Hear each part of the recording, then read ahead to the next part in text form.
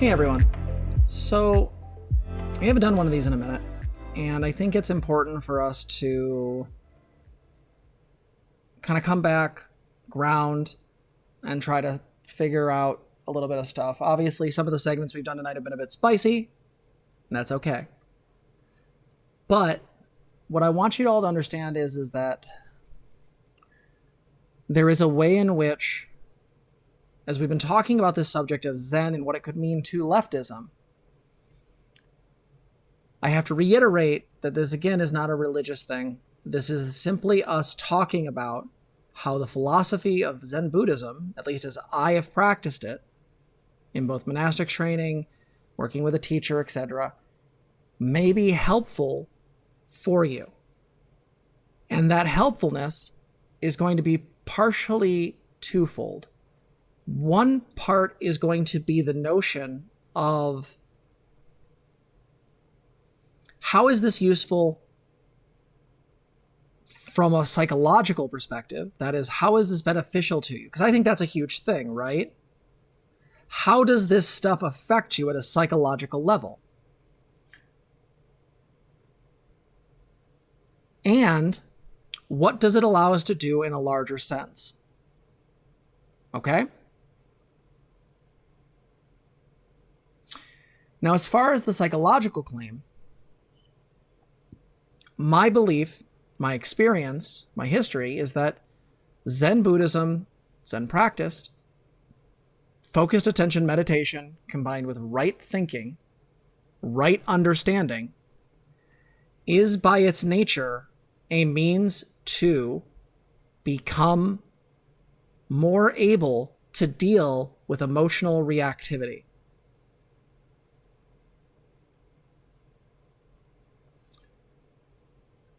What I mean by that is that through Zen practice, one can have the ability to step back metaphorically in their own mind and observe not only their thoughts, their feelings, but also the behaviors that they engage in, the patterns of behavior they engage in, as well as the ego itself, which is all of these things and more.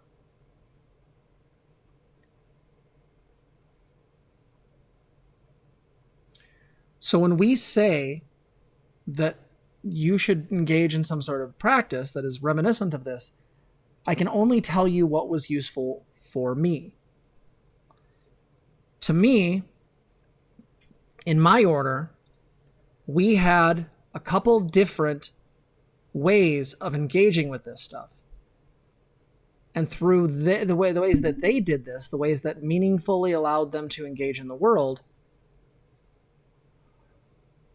were based on what were called training elements.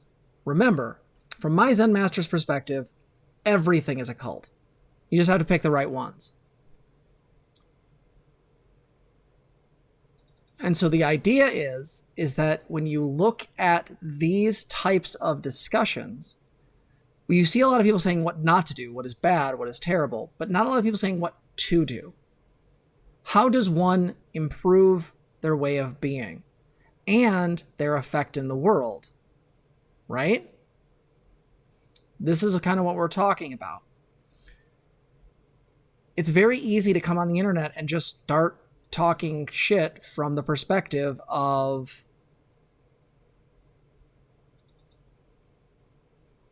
discussing all the things that people have done bad and wrong. And trust me, there are people that I would love to say this to. I love talking about the negative stuff because the negative stuff is easy. It's simple. But actually having a path forward in a way of engaging that meaningfully lets you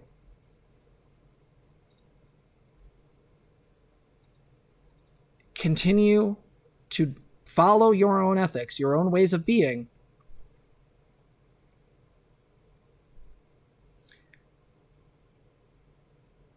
and do so from an emotionally mature perspective is a big deal. Right? So I want you to take a look at something. This is the Hollow Bones, or Mondo Zen, Sutra book. Sutra is not a scary word. It doesn't mean koan or whatnot. What it refers to is simply the book from which we read the sutras. These are written ideas to reinforce these notions within our mind. You're doing this of your own free will. Indoctrination isn't a problem. It's just, what are you indoctrinating and who's doing the indoctrination? If you do it of your own free volition, for your own benefit, there's no problem. Everything is dog training. You're always indoctrinating yourself. You're always doing this. This is just how the mind works. So with this, what I want to show you is, and I'll need to zoom in a bunch. There we go. These are the 5 training elements. Right? They are, can we do that? There we go. No, that didn't fix it. That's fine.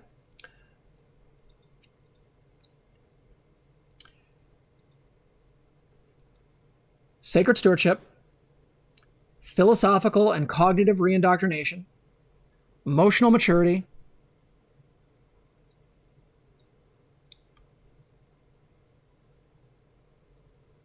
where's the other ones? Oh, I forgot. The book's not put together properly until you print it. Oh no, one sec.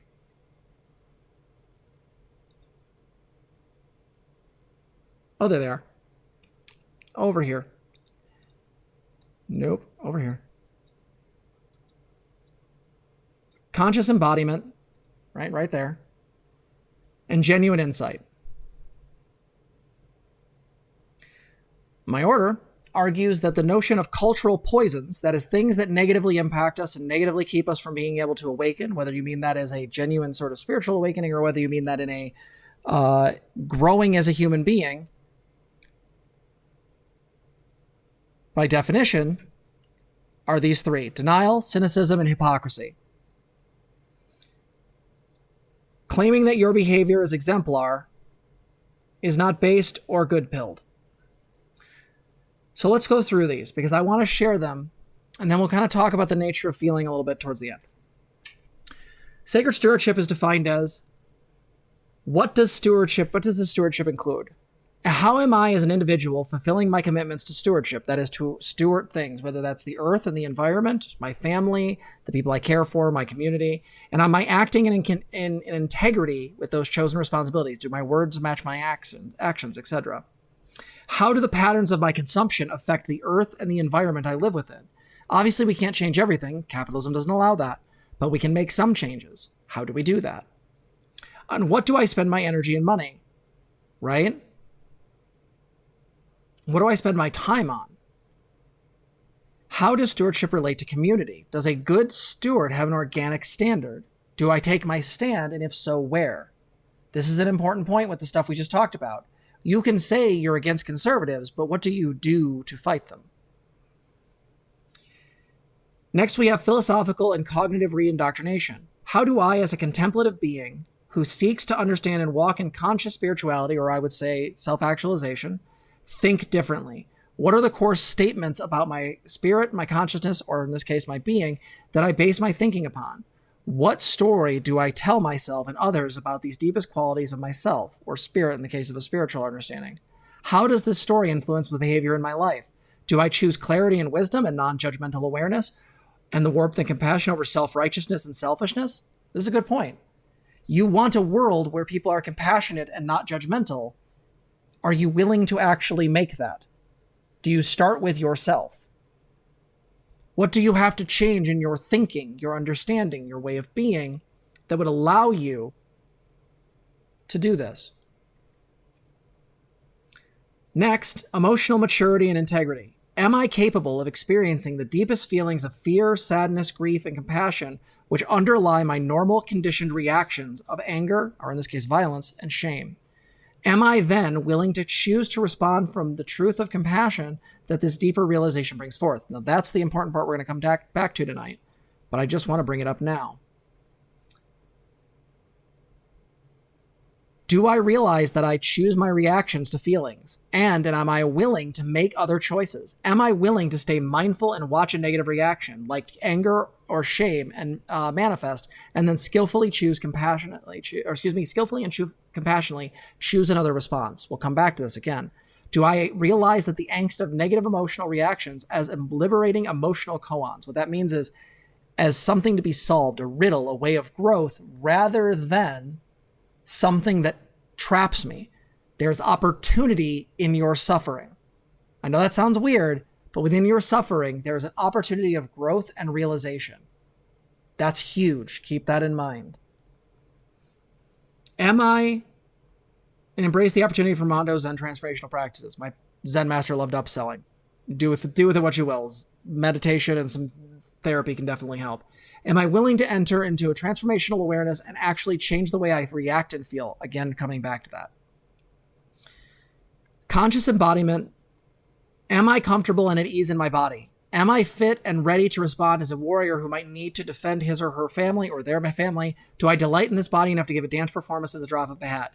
It is necessary to have a conscious embodiment practice to remain physically aware and fit.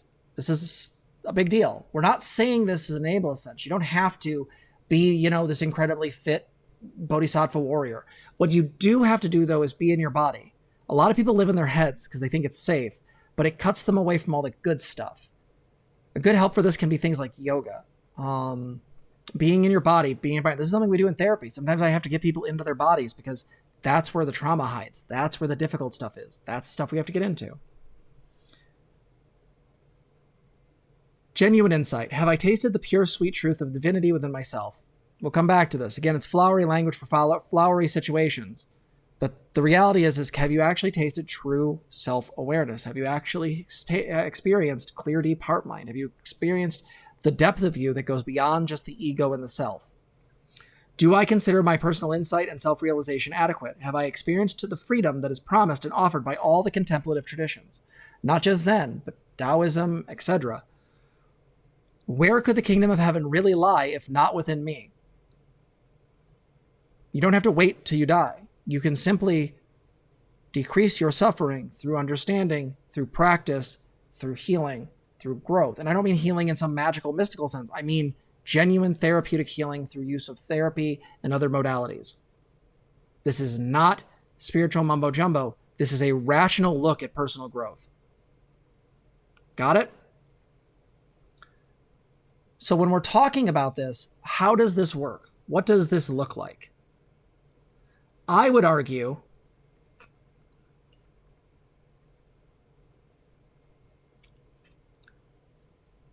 that there are steps to the cognitive process of experiencing something. And in that cognitive processing, we end up in a really negative situation.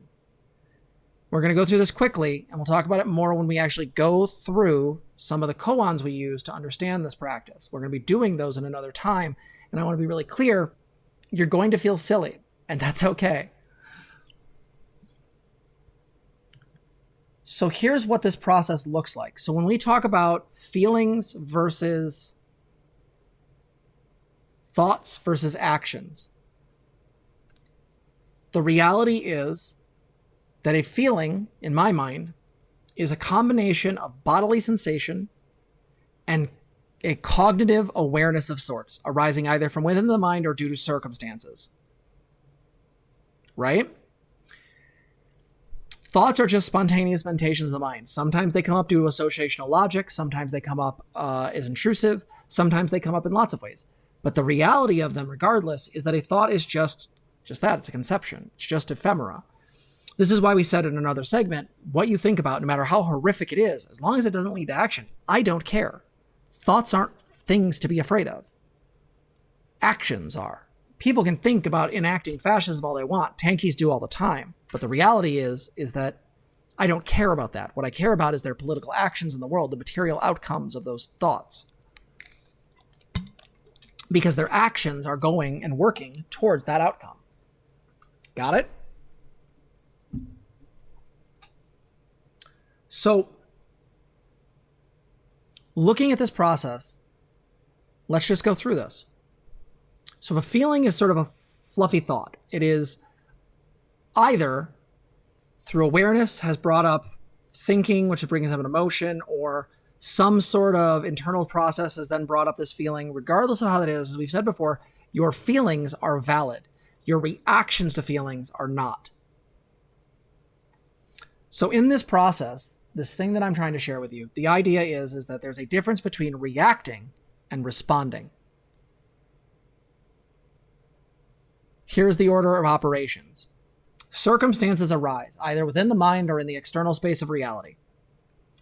Sensing excitement begins. That is, the act of sensing itself brings up some level of sort of, I guess you could call it excitement, a way in which you are pulled into or engaged with this thing. You can call it anything else. It can influence you, it can affect you, but it's essentially an excitation of the mind. You're excited. You're suddenly engaged. Excitation might not be the right word, but regardless, it is something that's causing that effect. Habitual thoughts and body memory follows. So again, an experience happens. Let's say you were a person who was in a fire as a child, and now you have a very real pathological fear of fire.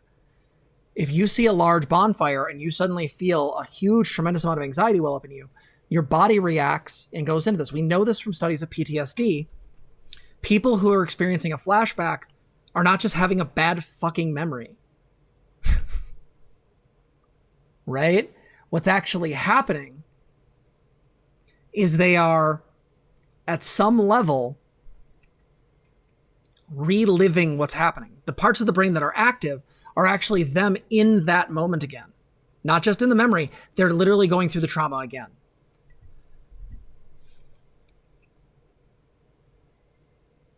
Physical and emotional feelings arise. So we have a reaction, the physical part of the emotion, right? So that's our physical part of feeling, which is the I don't like this language. It should be more the physical, or the, I guess emotional works.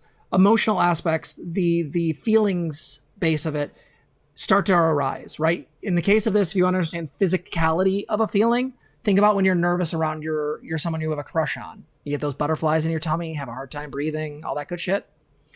All that stuff are the physical aspects of a feeling. The emotional aspects are the internal processes by which suddenly you're engaging with this feeling. The feeling of being Twitter-pated, incredibly in a crush, or being afraid of someone or whatnot. And then this is where it gets fucking dicey. We either react mindlessly, that is unconsciously conditioned and habitual choice. What that means is that you, from a place of habitual training, because you like to think you're not indoctrinated, you motherfuckers, but guess what? You are. You just don't know it because you're already indoctrinated. You're indoctrinated into this culture, in this system, in this way of being. This entire system and culture is a form of indoctrination. Nothing else. All cognitive training is, in fact, a type of indoctrination. Just choose the right one that actually benefits you the most. So from this perspective, because the mind needs a structure. It just does. Get rid of it. I dare you. You'll sit there and drool. You'll be in perfect heaven, but you really won't get anything done.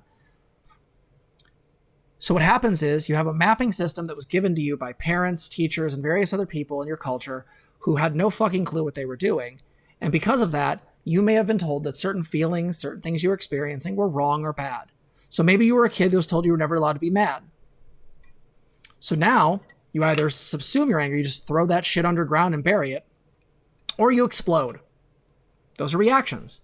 You either engage in stuffing your feeling, dissociating essentially, or you engage in violence, yelling and screaming at your kids, kicking your puppy, etc.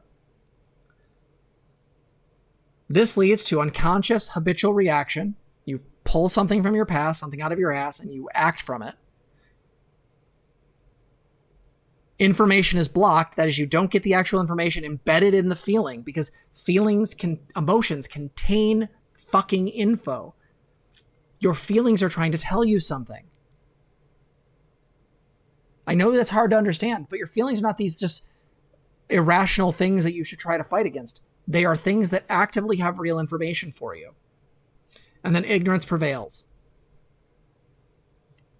You don't gain anything from it. The feeling is suppressed, fought against, reacted to. Nothing happens. Or, and through this process, through this help, for personal practice and growth, you can go the other way, which is respond mindfully. Conscious, intelligent, compassionate choice. You see the choice point in the moment where you could react and act out, and instead of doing so, you stop and you choose differently. I'll give you an example from my own personal life. I struggle sometimes with Zena because of the chronic illness. Sometimes it's really hard. But I love Zena to death. So I have an option. I can either react mindlessly and get upset and yell, which sometimes I do. Sometimes I lose it. Not often, but it does happen occasionally where I do lose my temper about something.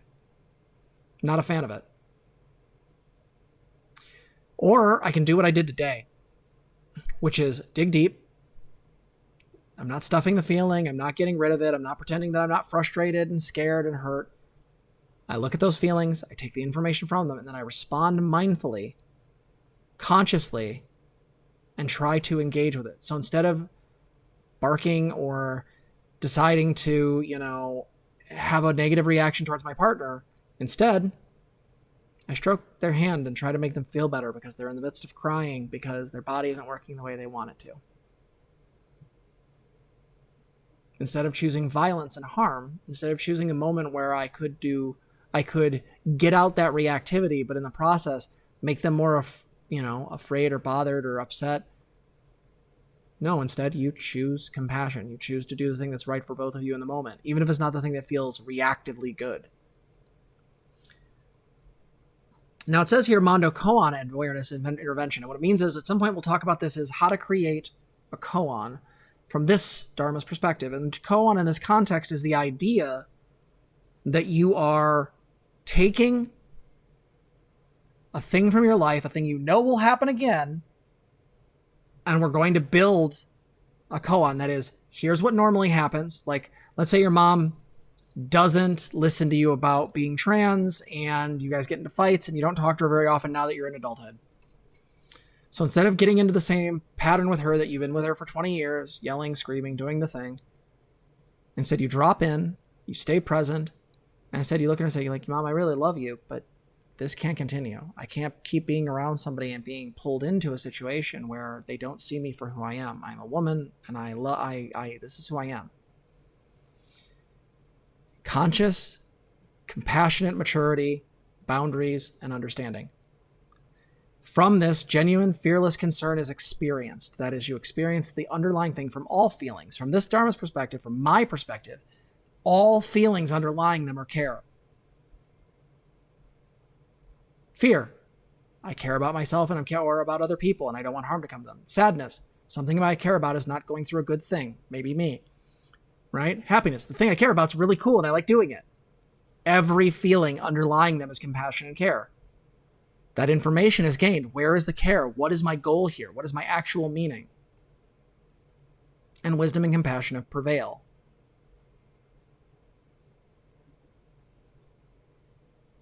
This is what this series is trying to offer you.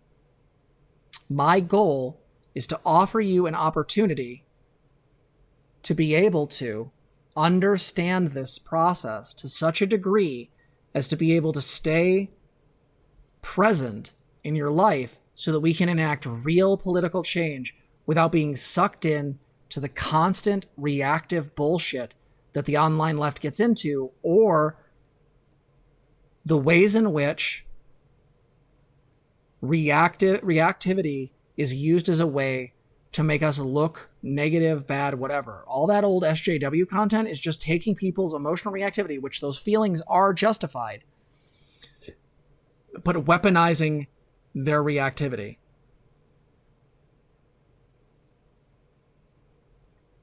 So we'll end on this point. Oh, thank you for the sub, Guitar Rocker 100. Thank you so much. So we'll end on this poem. I know y'all aren't big on poems, maybe, but hear me out. I get to read shit occasionally, right? This is called The Guest House by Master Rumi. It's with help from Junpo. So it's going to have some modern shit in it because he can't help but touch things, or did until he died. Motherfucker touched me. Not like that. The Guest House. This being human is a guest house. Every morning a new arrival, a joy, a depression, a meanness. Some momentary awareness comes as a visitor. Welcome and entertain them all. Even if they are a crowd of sorrows, a gathering of anxieties and angers who violently sweep through your house empty of its furniture, still treat each guest honorably, because properly understood, I'm going to use gender neutral here, they're clearing you out for some new delight. Here they come, the dark thought, the shame, the malice, the regret, the hesitation, the self-doubt. Meet them at the door laughing, invite them in, serve them breakfast, make them feel at home with organic eggs and fresh brewed, free trade coffee. Ask them what they want, what info are they hiding. Later, get them tipsy on dark cast organic ales. Tell them jokes, amuse yourself at their marvelous stories. Know that they're all ringing phones. Answer the phones. Answer these phones from and as the vastness that you are. Answer with sacred laughter. Now take your seat. It will not be given to you. Be grateful for whoever comes and calls, because each of these guests, each voice, is sent as a guide to inform you, to transform you, and to delightfully awaken you.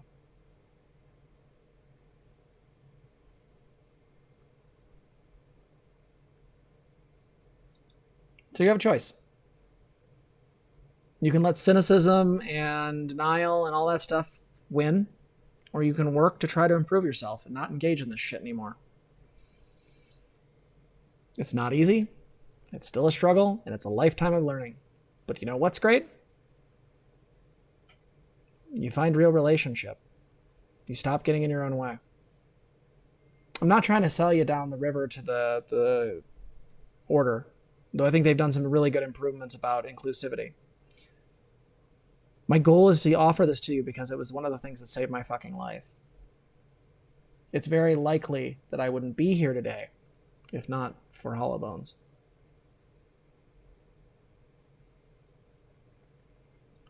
So with that said, and before I start getting teary-eyed, what I will say is this. I love you all, and we're going to continue on this process. Next time, we are going to start probably discussing a little bit more about the idea of separateness, talking a little bit more about the ego, and maybe start getting into some of the koan process, because I want you to have a practical way to engage with this stuff. All right? So, lots of love. See you in the next one. If you like this video, please like, comment, and subscribe. Also, consider donating to us. You can support us on our website, transgirltherapist.org. You can also help us on our Patreon, link below, or you can become a member here on YouTube. Thank you so much for watching.